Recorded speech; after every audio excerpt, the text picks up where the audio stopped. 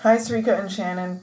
I thought it might be helpful to start occasionally recording a how-to video to help you ladies as you're trying to navigate eCentennial. I don't know if this is helpful, but let's just try it and you can let me know. So I need to add a content page to the local cafe site, and I thought I would just share with you how I do that. So on the main page here, I'm going to go to content, and I've created these kind of folders here along the left hand side. You can create a new one just by going down to the bottom and clicking adding module.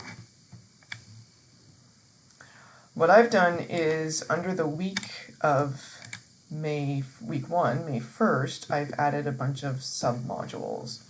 So week 1, May 25th to 29th, I've put a description in the top here. But what I really want to show you is I'm going to go down to this sub-module that I've created about the local brand and workplace policies.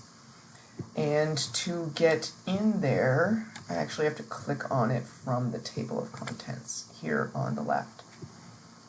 So you can see under this section, I've already built one page, and now I want to build another one about the student's role and some workplace policies that they have to follow.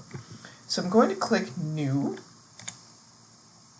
and whenever you're trying to build an actual web page with HTML, you click Create a File. You can also upload any document, video, or any other piece of content directly here, but because I want to put multiple things in one spot, I'm going to click Create File.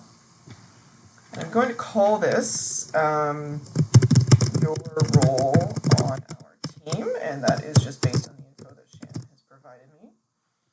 And then you want to select a document template, and you can play around choosing different ones. The system comes preloaded with a bunch of templates, plus anything you see that has eCentennial is specific to Centennial College. I've been using the image page because that's the best way that I have found to be able to upload lots of pictures. But I'm having some trouble with the images and their alignment, so I'm hoping to learn more on this from Colt in the upcoming weeks, but for now, I'm going to stick with this.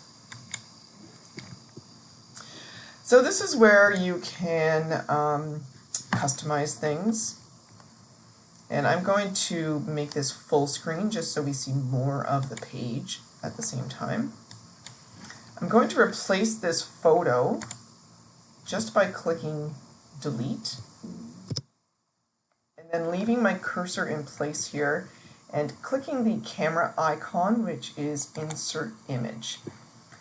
Now, I've tested these images before, and I think I have one that kind of fits, but that's pretty tedious, and you have to kind of play around with the sizing of the image to make sure it's the right size for the image placeholder. So you can actually just go into your folder, and I'm going to do that, and you can drag and drop, I think.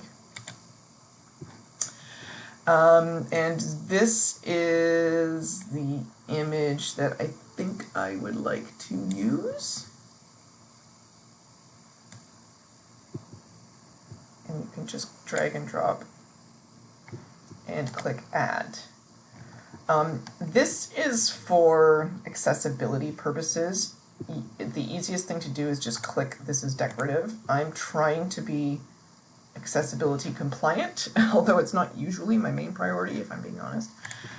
So you can click a description or enter a description, and I'm just going to say photo of a team of local students behind the bar.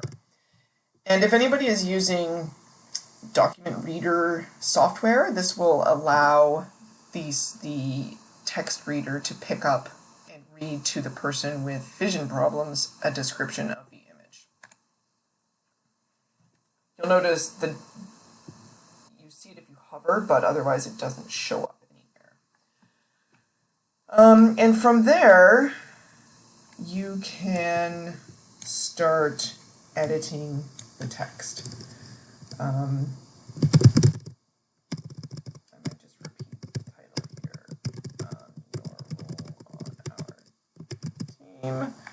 You can change the font, color, and sizing. I've been trying to use a fairly consistent combination of blue, green, orange, and yellow, which are, I think, the local colors. And then you can literally just update the text as you want. So that I'm going to stop it there. You can see that they've kind of laid out a template. This is the area with the aligning images that I'm having problems with. But, so yeah, I'm going to stop it there. Actually, no, I'm not. I'm going to insert the Centennial College logo as a last step. So again, I click on that image. I actually hit the delete key on my keyboard. And then I go up to the top and click Insert Image from my computer. I actually have that logo saved and I know that it fits, so I'm going to drag it and drop it and click Add. Again, entering a description, Centennial College logo. And there we have it. So I'm going to toggle back out of full screen and click Save and Close.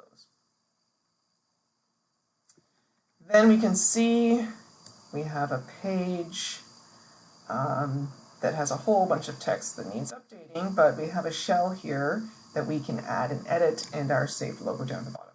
Hope you find that helpful. I'll continue to make more of these, and I'll be attending more cold sessions in the upcoming weeks, which hopefully contribute to my knowledge, but here's a starting point for you. Talk to you later.